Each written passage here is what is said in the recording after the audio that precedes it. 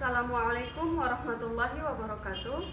Perkenalkan, nama saya Siti Fadila. Saya di sini bersama dengan teman saya. Saya Nurul Narbaya Abdul Manan. Dan sini saya Wahda Yaman. Oke teman-teman, podcast kali ini kita akan membahas tentang konsep filsafat pendidikan antar aliran dan tokoh. Nah, pada pembahasan kali ini kita akan membahas tentang peserta didik, kurikulum, dan metode pembelajaran. Sebelum kita masuk pada pembahasan peserta didik, terlebih dahulu kita harus mengetahui apa sih peserta didik itu. Menurut Nurul, apa sih peserta didik itu? Ya, baik. Jadi menurut saya, peserta didik adalah seseorang yang berusaha mengembangkan potensi dirinya melalui proses pembelajaran yang tersedia pada jenjang, jenis, dan tingkat pendidikan yang ada. Dalam perspektif pedagogis, peserta didik disebut sebagai homo educandum, yaitu makhluk yang mengajarkan pendidikan. Sebagai individu yang sedang dalam proses tumbuh dan berkembang, peserta didik sangat memerlukan arahan dan bimbingan yang konsisten demi mewujudkan tujuan yang optimal. Nah, dalam peserta didik ada 4 aliran yang akan kita bahas kali ini. Yang pertama ada aliran empirisme. Nah, dalam aliran ini terdapat seorang tokoh yang menjelaskan tentang aliran tersebut. Nah, tokoh tersebut bernama John Locke. Ia berpendapat bahwa seorang anak yang baru lahir itu diibaratkan sebagai sebuah kertas putih yang belum diisi atau belum ditulis dengan apapun. Kemudian yang kedua ada aliran naturalisme.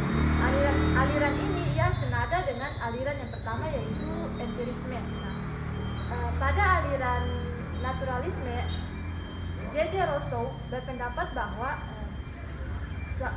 anak adalah baik pada waktu ia diciptakan oleh sang penciptanya. Semua itu rusak di tangan manusia. Oleh karena itu, J.J. Rousseau mengajukan pendidikan alam yang dimana anak hendaknya dibimbing dan dididik melalui alamnya tersebut sendiri. Kemudian yang ketiga ada aliran nativisme. Aliran ini ia bertentangan dengan kedua aliran di atas. Aliran ini membahas tentang perkembangan manusia ditentukan dari faktor pembawaan ia sejak lahir. Itu menurut Schopenhauer. Kemudian yang terakhir ada aliran konvergensi. Aliran ini adalah gabungan dari ketiga aliran di atas yang sudah saya sebutkan tadi. Nah, aliran ini menurut William Stark, seseorang tokoh yang berasal dari Jerman. Ia berpendapat bahwa pembawaan dan lingkungan menentukan faktor perkembangan manusia sejak lahir. Saya kira itu. Pembahasan selanjutnya kita akan membahas tentang kurikulum. Nah, apa sih kurikulum itu? Kurikulum menurut Crow and Crow adalah rancangan pengajaran yang tersusun secara sistematis untuk menyelesaikan program pendidikan. Apakah menurut Wahda kurikulum itu penting bagi pendidikan atau tidak? Ya, baik. Menurut saya, kurikulum itu penting karena dapat mengukur kemampuan peserta didik dan juga memudahkan peserta didik untuk memahami pembelajaran dalam proses belajar mengajar. Baik, pada pembahasan terakhir kita akan membahas tentang metode pembelajaran. Nah, apa sih metode pembelajaran itu? Metode pembelajaran menurut Ibnu Sina adalah cara mentransfer ilmu pengetahuan kepada peserta didik. Di sini ada beberapa metode pembelajaran, yaitu metode talqin, metode demonstrasi, metode pembiasaan dan keteladanan, metode diskusi, metode magang, dan metode penugasan. Mungkin metode tersebut akan dijelaskan oleh teman saya. Baik, yang pertama metode talqin. Menurut Ibnu Sina, metode ini ibaratkan seperti menghafal Al-Quran. Contohnya, seorang guru membaca Al-Quran dan diikuti oleh peserta didiknya. Yang kedua, metode demonstrasi. Menurut Ibnu Sina, metode ini bersifat praktik seperti belajar menulis. Kemudian yang ketiga ada metode kebiasaan dan keteladanan. Menurut Ibnu Sina, metode ini adalah seorang guru harus memberikan contoh yang baik sehingga dapat diteladani oleh para peserta didiknya. Nah, Kemudian yang keempat ada metode diskusi.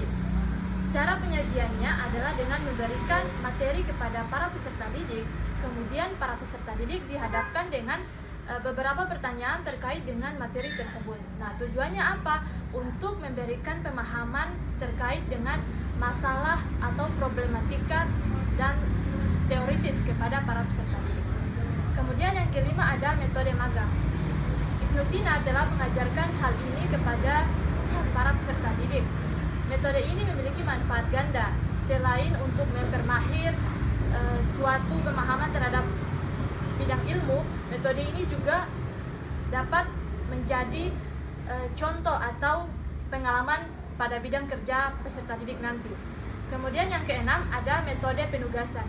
Metode ini dilakukan dengan cara membuat modul atau buku terlebih dahulu, kemudian diberikan atau disajikan kepada para peserta didik agar dipelajari dan dipahami. Saya kira itu. Teman-teman, pada pembahasan kita kali ini terkait dengan konsep filsafat pendidikan yang sudah dibahas tadi, ada beberapa pembahasan, yaitu yang pertama tentang peserta didik, di mana pada peserta didik ini ada beberapa aliran. Yang pertama ada aliran empirisme, yang kedua naturalisme, yang ketiga nativisme, dan yang keempat konvergensi. Dan pada pembahasan kedua kita membahas tentang kurikulum, yang dimana kurikulum itu sangat penting karena dapat memudahkan peserta didik dalam proses belajar mengajar. Dan yang terakhir pembahasan kami yaitu tentang metode pembelajaran, yang dimana metode pembelajaran tersebut memiliki beberapa metode, yaitu yang pertama metode talqin, yang kedua metode demonstrasi, yang ketiga metode pembiasaan dan keteladanan, yang keempat metode diskusi, yang kelima metode magang, dan yang terakhir adalah metode penugasan. Mungkin itu saja pembahasan kita kali ini pada podcast kali ini. Kami dari kelompok 12 izin undur diri. Wassalamualaikum warahmatullahi wabarakatuh.